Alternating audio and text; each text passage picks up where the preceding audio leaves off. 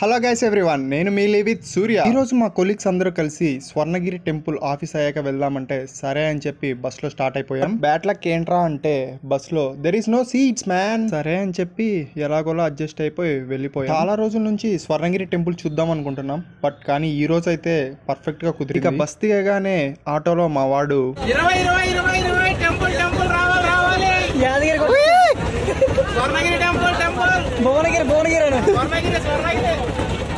So అలా bus దిగగానే ఆటోలో స్టార్ట్ అయిపోయాం. ఆటో కూడా జస్ట్ రీజనబుల్ ప్రైసే, జస్ట్ 20 రూపీస్ మాత్రం. ఆరుగురికి ఒక్కరే అక్క, మా కళ్యాణ్ అక్క. నమస్తే కళ్యాణ్ అక్క.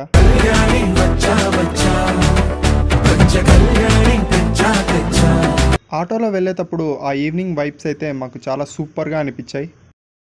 హలో గాయ్స్, కళ్యాణి హాయ్ చెప్పు.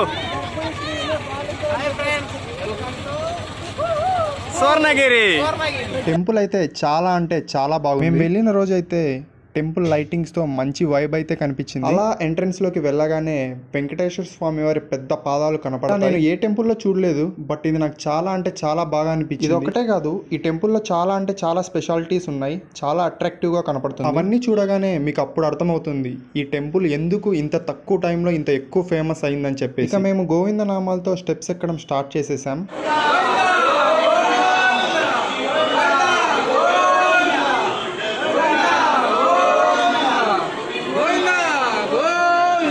బస్లోనే స్టాండింగ్ అనుకుంటే బోనస్గా ఇక్కడ జనాలు ఫుల్గా ఉన్నారు. ఇక్కడేమో ఫ్రీ దర్శనం 200 టికెట్, ఇంకా 1000 రూపీస్ టికెట్ అయితే ఉన్నాయి. మా వాళ్ళేమో ఏదైతే అది అయింది, ఫ్రీ దర్శనానికే వెళ్దామన్నారు. ఇక సరే అని మేమందరం స్టార్ట్ అయిపోయాం.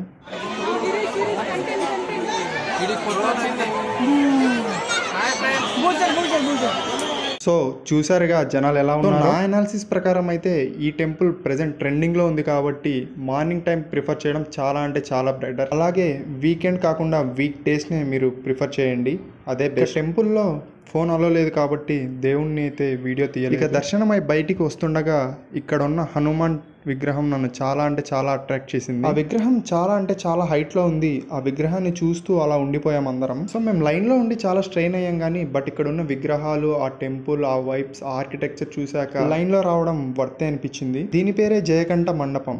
ఈ గంటని ఒక్కసారి కొడితే అటు ఇటు కలిసి మొత్తం 3 సార్లు కొట్టుకుంటే మనం అనుకున్న కోరిక తీరుతుంది ఇక్కడ జనాలు చెప్పారు. బట్ అక్కడ ఒక్కసారి కొట్టనీకే అసలు టైం లేదు. ఫైనల్ గా స్వర్గంలోకైతే వచ్చేసాం. ఈ సీన్ వీడియోలో చూస్తేనే ఇలా ఉంటే, ఇక డైరెక్ట్ గా చూస్తే ఎలా ఉంటుందో మీ ఊహకే వదిలేదు. అసలు ఆ కోనేట్లో వెంకటేశ్వర స్వామి విగ్రహం పడుకొని ఉంటే అసలు సూపర్ అంటే సూపర్ గా అనిపించింది. ఈ విగ్రహమే ఇంటర్నెట్ లో చాలా అంటే చాలా trending. Thanks for watching full video.